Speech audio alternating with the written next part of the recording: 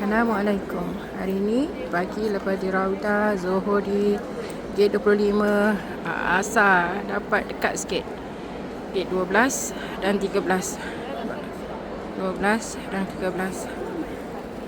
Tengok dia punya structure dia punya design dia lebih kurang sama for the whole masjid kan. Sebab dia tak besar sangat macam Al-Haram. Alhamdulillah masih dibuka lagi 15 minutes before solat start, masih buka. Alhamdulillah.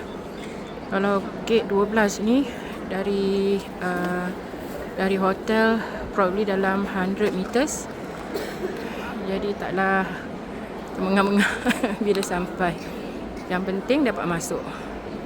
Okay, so ingat ni, nampak tiang-tiang dia, design tiang tu dia lain daripada Raudah. Raudah is unik, dia putih dengan ada kekuningan. Ini marbles yang warna macam mana, off white ni, lepas tu emas, macam Egypt kind of thing kan. Sebelah sana dah lelaki.